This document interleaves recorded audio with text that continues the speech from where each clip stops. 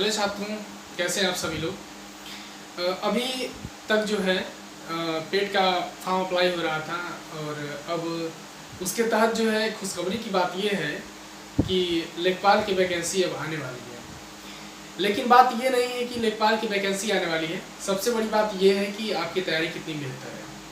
छात्रों, जो पेट का एग्जाम होने वाला है उसके तहत मैं जीएस के कुछ इंपॉर्टेंट प्रश्नों को करा रहा हूँ, भूगोल से संबंधित है। और इस सीरीज में ऐसा नहीं कि केवल भूगोल से ही प्रश्न होंगे, जीएस के जितने भी, जीके के जितने भी पॉइंट्स होंगे सारे पॉइंट्स मैं कराऊंगा। छात्रों देखिए, वैकेंसी तो आने ही वाली है और आएगी भी, क्योंकि आगे चुनाव भी है और चुनावी माहौल के कारण वैकेंसी बहुत सारी आएंगी। लेकिन सबसे बड़ी बात यह है कि आप सभी लोग कितना बेहतर तैयारी कर रहे हैं। ठीक है, तैयारी करना सबसे मोस्ट इंपॉर्टेंट है। वैकेंसी की तरफ थोड़ा कम ध्यान दीजिए, वो जब आएगी तो आप अप्लाई ही करेंगे। लेकिन अभी से आप सभी लोग अपने परीक्षा की तैयारी के लिए जुट जाइए, ठीक है ना। और जितने भी जो सिलेबस है, जो सारे सब्जेक्ट हैं, उन सभी सब्जेक्टों को आप तैयार करिए, ठीक है। और ये जो सीरीज मैं करा रहा हूँ, इस सीरीज को आप लोग ज़्यादा से ज़्यादा शेयर भी करिए और आप लोग खुद भी मेहनत करिए और सारे प्रश्नों का एक सेट बनाइए आप सभी लोग। देखिए, पीडीएफ वगैरह जो होता है आपको सीधे अवेलेबल हो जाता है तो आप लोग पढ़ नहीं पाते हैं, ये बात मुझको पता है, क्योंकि बहुत सारे ऐसे बच्चे होते हैं जो पीडीएफ को डाउनलोड करते हैं, पढ़ते उठते हैं नहीं। आप लोग क्या करिए कि जितने भी प्रश्नों को मैं करा रहा हूँ उन सारे प्रश्नों को आप नोट करें और नोट करके एक अच्छी सी नोट बनाएं और उस पर प्रैक्टिस करें आप सभी लोग, ठीक है ना। इसके बाद मैं क्या करूँगा कि जितने भी टॉपिक हैं, जैसे हिस्ट्री हो गया, आपका ज्योग्राफी हो गया, पॉलिटिक्स हो गया, उनका मैं डिटेल भी कराऊंगा, वन लाइनर पॉइंट्स भी कराऊंगा और सारे प्रश्न भी कराऊंगा, ठीक है ना। और मैं गारंटी देता हूँ कि जीएस में आपको किसी प्रकार की कोई दिक्कत नहीं होगी, ठीक है ना। इसके बाद मैथ्स वगैरह जो होता है उसको आप लोग अच्छे से तैयार करिए, क्योंकि वो एक सीमित सब्जेक्ट होता है, ठीक है। आइए देर न करते हुए हम लोग आज के इंपॉर्टेंट प्रश्नों की तरफ चलते हैं। और एक चीज़ है, मैं एक ही चीज़ कहूँगा आप लोगों के लिए कि इसको ज़्यादा से ज़्यादा आप लोग शेयर कर दीजिएगा और लाइक करिएगा, क्योंकि वही लाइक हमारे लिए ऊर्जा का कार्य करती है, ठीक है। लाइक आप लोग जरूर हमको दे दीजिएगा, ठीक है ना। आइए हम लोग देखते हैं। पहला प्रश्न है आपका कि कौन सी नदी बंगाल का शोक कही जाती है। आप लोग स्लाइड पे प्रश्नों को देखेंगे और उत्तर देंगे, ठीक है ना, कि कौन सी नदी बंगाल का शोक कही जाती है। तो ध्यान दें आप सभी लोग कि बंगाल का शोक जो है दामोदर नदी को कहा जाता है। किसको कहा जाता है? दामोदर नदी को कहा जाता है। बंगाल का शोक जो है किसे हम लोग कहते हैं? दामोदर नदी को कहते हैं। लिख लेंगे आप लोग, दामोदर नदी। दामोदर नदी को हम लोग बंगाल का शोक कहते हैं। दूसरा चीज है आपका कि बंगाल का शोक तो इसको हम लोग कहते हैं, लेकिन दामोदर नदी का जो तटवर्ती इलाका है ना, उसे हम लोग भारत का रूर प्रदेश भी कहते हैं या कोयला प्रदेश कहते हैं, ठीक है ना। क्योंकि जर्मनी में एक रूर नाम की जगह है जहाँ पे कोयला वगैरह बहुत अधिक मात्रा में मिलता है। तो इस भारत में जो दामोदर नदी का जो रेंज है, जो तलहटी इसको बोलेंगे आप लोग या घाटियाँ बोलेंगे, उस रेंज में जो है कोयला वगैरह अधिक मिलता है, इसीलिए इसे हम लोग भारत का रूर प्रदेश भी कहते हैं, ठीक है। यहाँ से इंपॉर्टेंट प्रश्न यही बनता है कि दामोदर नदी को बंगाल का शोक कहा जाता है, ठीक है। प्रश्न को नोट करें आप लोग। नेक्स्ट अगला है आपका कि कौन सी नदी भ्रंश द्रोणी से होकर बहती है। कौन सी नदी भ्रंश द्रोणी से होकर के बहती है, ये देखिए बहुत महत्वपूर्ण है। यहाँ एक दो प्रश्न और भी बनता है जिससे मैं बता रहा हूँ अभी जस्ट। प्रश्न को आप लोग नोट करें और खूब ज़्यादा शेयर करें, जितने भी हो सके आप लोग खूब शेयर करिए इसको, क्योंकि देखिए जो और भी बच्चे हैं प्रिपरेशन करने वाले, ताकि उनको वीडियो मिल जाए आपका, ठीक है। प्रश्न है आपका कि कौन सी नदी भ्रंश द्रोणी से होकर बहती है। तो भ्रंश द्रोणी से होकर बहने वाली जो नदी है वो नर्मदा नदी है। कौन सी नदी है आपका? नर्मदा नदी है। और यहाँ पे नर्मदा और ताप्ती भी लिख लेंगे आप लोग। ये ताप्ती भी जो है ये भ्रंश द्रोणी से होकर क्या करती है? बहती है, ठीक है ना।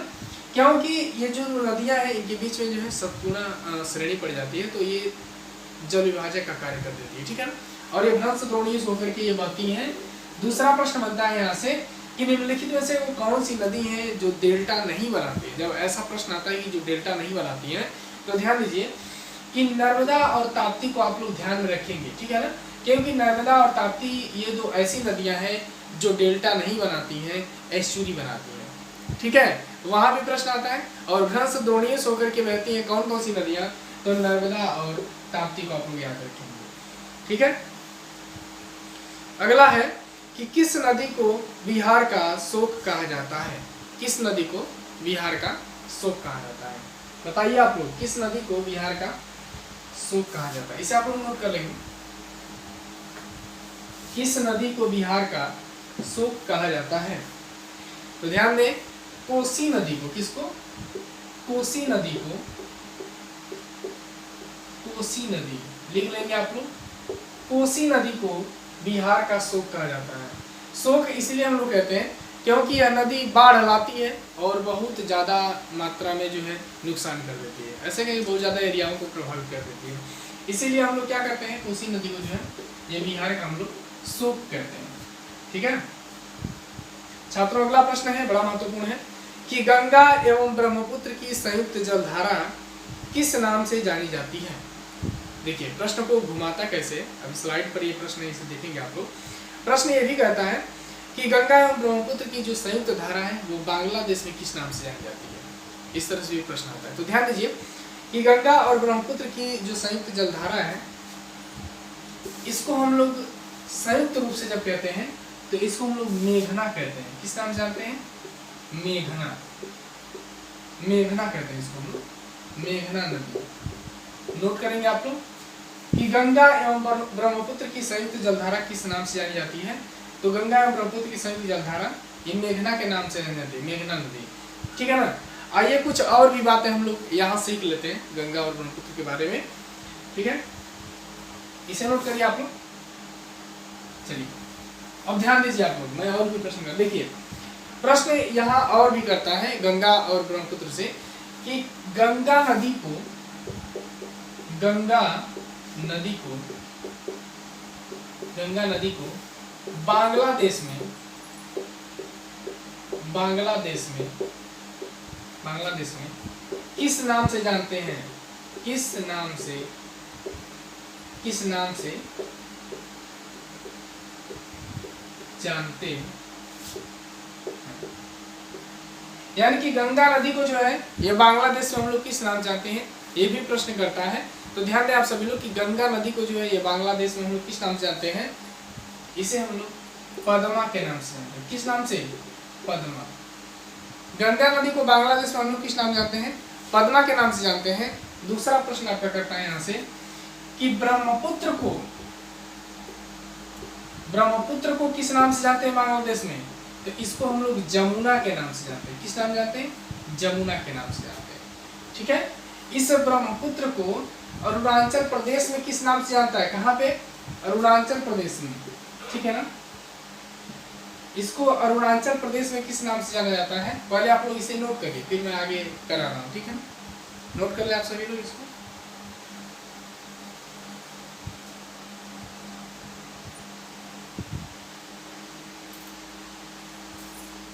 चलिए इसको मिटा देना है। ध्यान दीजिए, इस ब्रह्मपुत्र को जो है अरुणाचल प्रदेश में, अरुणाचल प्रदेश में, अरुणाचल प्रदेश में किस नाम से हम लोग जानते हैं ब्रह्मपुत्र को? तो ध्यान दें आप सभी लोग कि अरुणाचल में इसको हम लोग दिहांग के नाम से जानते हैं। किस नाम से? दिहांग नदी, दिहांग नदी के नाम से हम लोग इसको जानते हैं अरुणाचल प्रदेश में। और असम में, असम में इसे क्या कहा जाता है? असम में इसे ब्रह्मपुत्र कहा जाता है। क्या कहा जाता है? ब्रह्मपुत्र कहा जाता है। तिब्बत में इसे क्या कहा जाता है? तिब्बत में, तिब्बत में इसे सांगपो कहा जाता है। क्या कहा जाता है? सांगपो, सांगपो कहा जाता है इसको, या सापो नदी के नाम से इसको जाना जाता है। ठीक है, सांगपो या सांपो के नाम से इसको जाना जाता है। इतनी बात आप सभी लोग नोट कर लीजिए। ठीक है, ये ब्रह्मपुत्र से बनता है। और एक चीज ध्यान दें कि यही गंगा, गंगा प्लस ब्रह्मपुत्र, गंगा प्लस ब्रह्मपुत्र, ये दो नदियां मिल करके जो है कौन से डेल्टा का निर्माण करती हैं? सुंदरवन डेल्टा। यहाँ ऊपर हम लिख दे रहे हैं सुंदरवन डेल्टा। कौन सा डेल्टा? सुंदरवन, सुंदरवन डेल्टा। ये सारे प्रश्न बड़े महत्वपूर्ण हैं। ये विश्व का सबसे बड़ा डेल्टा कहलाता है सुंदरवन डेल्टा। ठीक है ना, इसे नोट करेंगे आप सभी लोग। ये सुंदरवन डेल्टा कैसा है? विश्व का सबसे बड़ा डेल्टा कहलाता है ये सुंदरवन डेल्टा। इतने प्रश्न यहाँ से बनते हैं। ठीक है, एक बार फिर मैं रिवीजन कर रहा हूँ। देखिए, ब्रह्मपुत्र नदी को बांग्लादेश में किस नाम जानते हैं? बांग्लादेश जमुना के नाम से जानते हैं। तिब्बत में किस नाम जानते हैं? सांको या सांको के नाम से जानते हैं या सांपो के नाम से जानते हैं। असम में ये ब्रह्मपुत्र कहलाती है। अरुणाचल प्रदेश में दिहांग कहते हैं। और ये गंगा और ब्रह्मपुत्र मिलकर के कौन से डेल्टा का निर्माण करते हैं? बांग्लादेश में सुंदरवन डेल्टा का। और ये विश्व का सबसे बड़ा डेल्टा कहलाता है, ठीक है ना।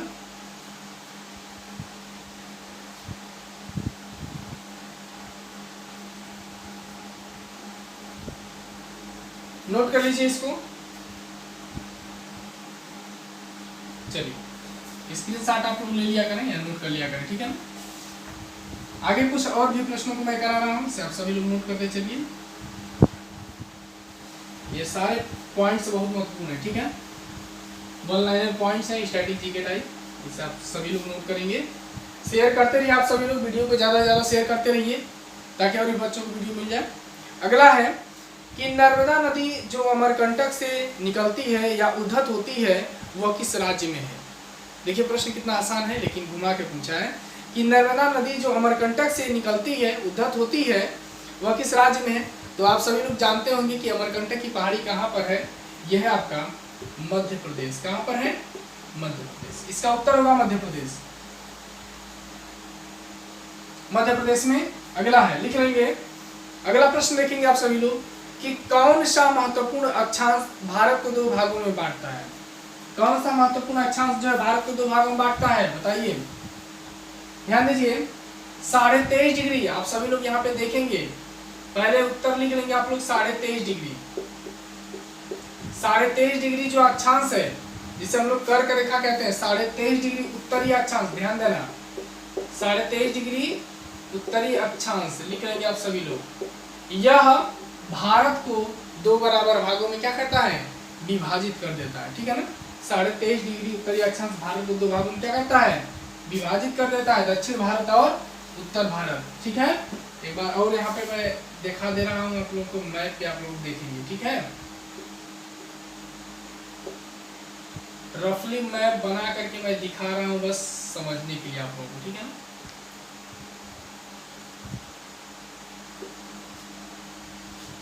देखिए यहीं से जो है ये 23.5 डिग्री होकर के गुजरती है और यह क्या करती है? 23.5 डिग्री यह भारत को 2 हिस्सों में बांट देती है और इसे हम लोग क्या कहते हैं? कर्क रेखा कहते हैं। क्या कहते हैं इसको? कर्क रेखा कहते हैं। और ये भारत को 2 भागों में क्या करती है? बांट रही है ना, दक्षिण भारत और उत्तर भारत, ठीक है। 2 भागों में विभाजित कर रही है, ठीक है ना। चलिए बाकी जो है मैं वीडियो ऑलरेडी बना दिया हूँ भारत के भूगोल का, आप लोग जाकर के वहां से डिटेल पढ़ सकते हैं, ठीक है। नेक्स्ट अगला प्रश्न है आपका कि सतपुड़ा की पहाड़ियां किस राज्य में है? सतपुड़ा की पहाड़ियां किस राज्य में? उन्होंने बताया कि नर्मदा और ताप्ती के मध्य में जो भ्रंश घाटी बनती है, सतपुड़ा जो पहाड़ी है वह एक जल विभाजक का कार्य करती है, ठीक है ना। तो सतपुड़ा की पहाड़ियां किस राज्य में है? मध्य प्रदेश में। कहाँ पर है? मध्य प्रदेश में है। लिख लेंगे आप सभी लोग, मध्य प्रदेश। मध्य प्रदेश में है सतपुड़ा की पहाड़ियां, ठीक है ना। नेक्स्ट अगला है कि नीलगिरी की पहाड़ियां किस राज्य में स्थित हैं? बहुत महत्वपूर्ण प्रश्न है ये कि नीलगिरी की पहाड़ियां ये किस राज्य में स्थित हैं? बताएंगे आप सभी लोग कि नीलगिरी की पहाड़ियां ये किस राज्य में स्थित हैं? नीलगिरी की पहाड़ियां जो है ये तमिलनाडु में स्थित है। कहाँ पे? तमिलनाडु। तमिलनाडु राज्य में स्थित है, ठीक है ना।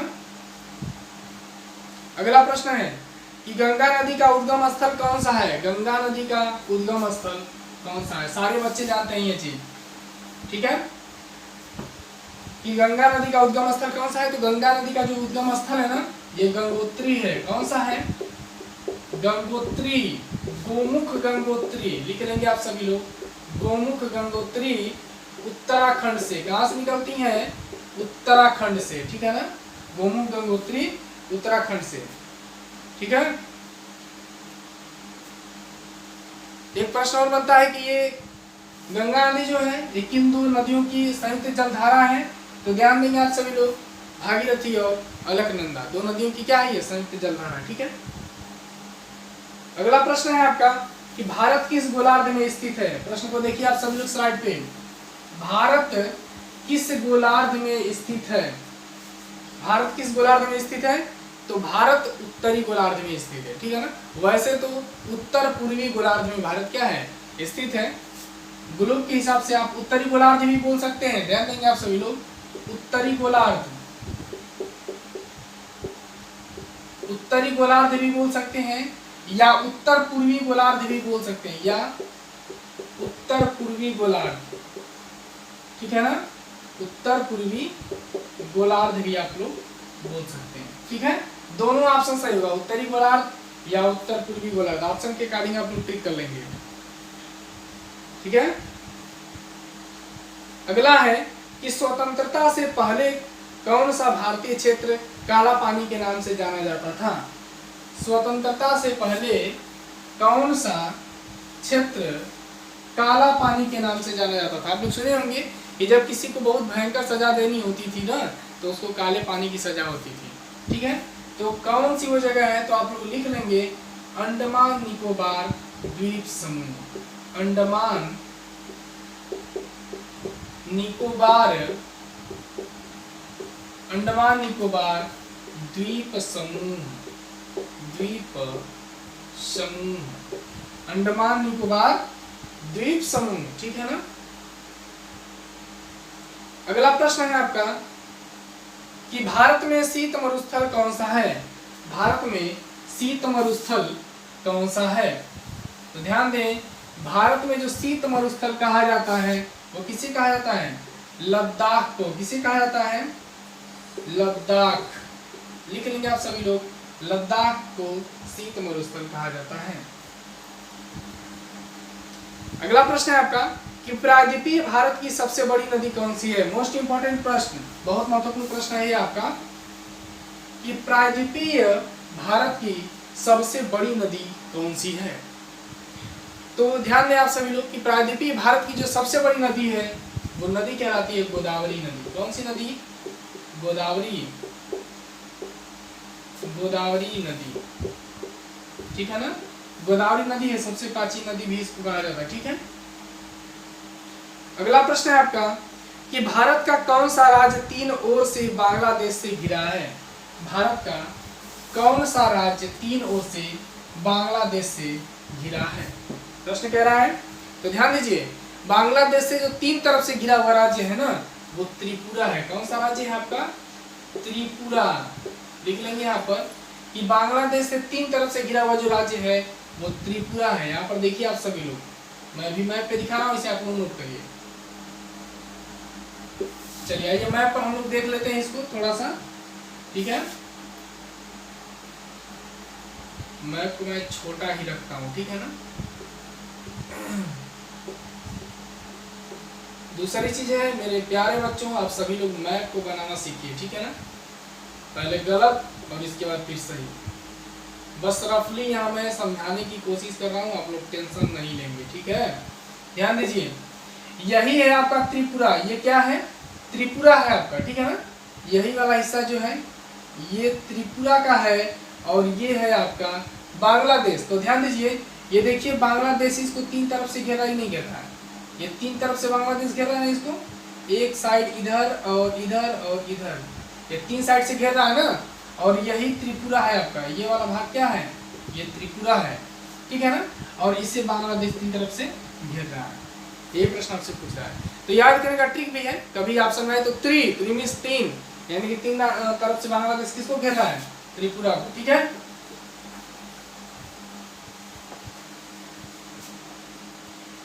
नेक्स्ट प्रश्न है आपका कि जम्मू कश्मीर का वह हिस्सा जो चीन के अधिकार में है वो क्या कहलाता है? तो ध्यान दीजिए, जम्मू कश्मीर का वह हिस्सा जो चीन के अधिकार में है उसे हम लोग अक्साई चीन कहते हैं। क्या कहते हैं?